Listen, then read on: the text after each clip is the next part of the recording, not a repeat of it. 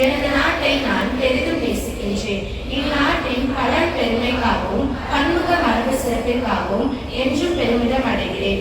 இந்நாட்டின் பெருமைக்கு தகுதி விளங்கிட என்றும் பாடுபடுவேன். என்னுடைய பெற்றோர், ஆசிரியர்கள், எனக்கு வயதில் மூத்தோர் அனைவரையும் மதிப்பேன். எல்லோரிடமும் அன்பும் மரியாதையும் காட்டுவேன். என் நாட்டிற்கும் என் மக்களுக்கும் உழைத்திட முனைந்து நிற்பேன். அவர்கள் நலமும் வளமும் பெறுவதிலேதான் என்றும் மகிழ்ச்சி காண்பேன். School standard test. இன்றைய சிந்தனையாக உங்களுடன் சில மணித்துளிகள். மனம்தான் நம் செயல் ஒவ்வொன்றையும் தீர்மானிக்கின்றன.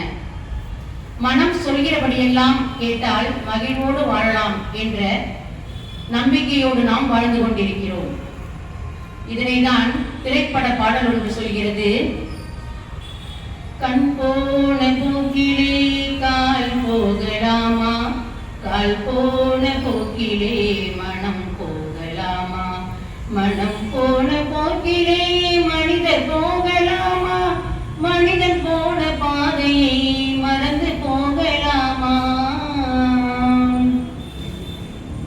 ஆம் மாணவிகளே, கண் போன போக்கிலோ கால் போன போக்கிலோ நாம் நம் நடையை நடத்துவோமானால் நம் வாழ்வில் வெற்றி காண்பது என்பது மிகவும் கடினம்.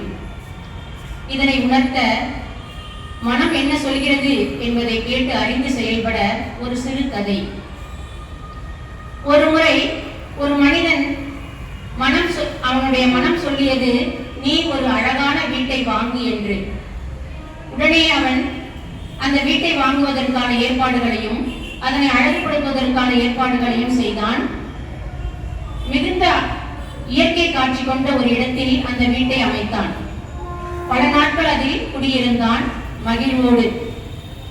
பின்பு அவனுக்கு அவனுடைய மனம் கூறியது, இந்த வீடு சரியில்லை, இது எனக்கு பிடிக்கவில்லை என்று மனம் கூறியது. உடனே அதனை விற்பதற்காக ஏற்பாடு செய்தான்.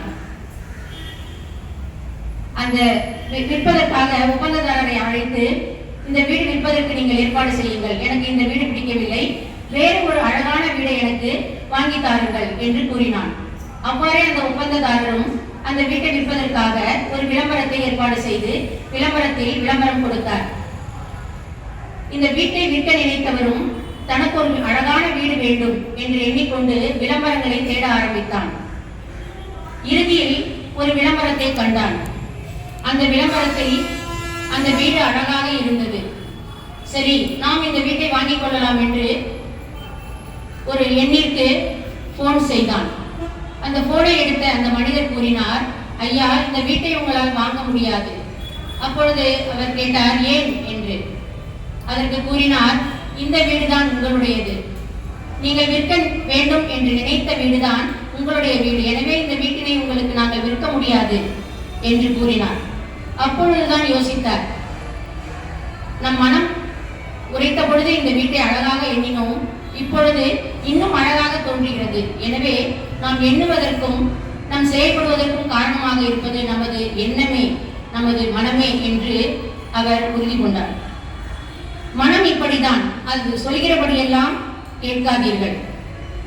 மனம் சொல்வதை கவனியுங்கள், அறிவால் அலசுங்கள், பிறகு செயலில் இறங்குங்கள். இதனைதான் ஒரு முனிவர் இவ்வாறு சொல்கிறார். கடவுளின் ஆட்சியில் தேர்தல் உண்டு. அங்கு 3 நபர்கள் 3 ஓட்டுகள் போடலாம். முதல் ஓட்டு கடவுளுடையது, அதாவது உங்களுக்கு ஆதரவாக அவர் செயல்படுவார். இரண்டாவது உன்னை சோதிக்கும் சாத்தானினுடையது, அவன் ஆண்டவனுக்கு எதிராக செயல்படுவான். ஆக இரண்டும் சமமாகிவிடும். மூன்றாவது ஓட்டு நம் கையில் உள்ளது. ஆம் மாணவிகளே, நாம் எண்ணும் எண்ணங்களும் நாம் சிந்திக்கின்ற செயல்களும் தான் நம் தலைவிதியை மாற்றி எழுதுகின்றன. எனவே உங்கள் எண்ணங்களையும் முடிவுகளையும் மாற்றிக்கொள்ள உங்கள் மனதை ஒழுங்குபடுத்துங்கள். எது நல்லது, எது தவறானது என்று செயல்பட்டு சிந்தியுங்கள். உங்கள் வாழ்வில் நீங்கள் முன்னேறுவீர்கள். உங்கள் வாழ்வில் முன்னேறி உயரத்தை அடைய உங்கள் அனைவரையும் வாழ்த்துகிறோம். இப்பொழுது இறைவசனத்துக்கு நம் இதயத்தை திறப்போம்.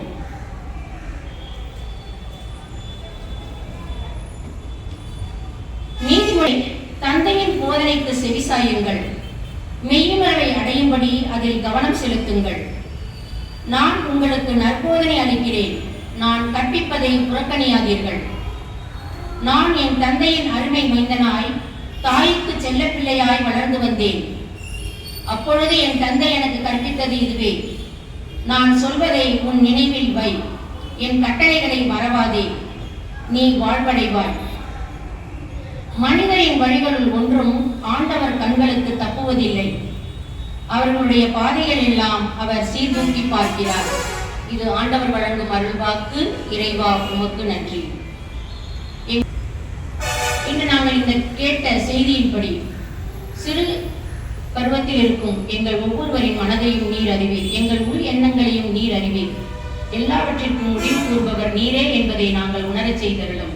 நாங்கள் மனம் போன போக்கில் வாழாமல் நாங்கள் கற்றுக்கொள்கின்றவற்றை எங்கள் வாழ்க்கையில் கடைபிடித்து உமது அன்பு பிள்ளைகளாக வாழ வர வேண்டி எங்கள் ஒவ்வொருவரையும் ஆசீர்வதிக்குமாறு உம்மை கெஞ்சி மன்றாடுகிறோம். எங்கள் ஜெபம் கேளும் நல்ல தகப்பனே.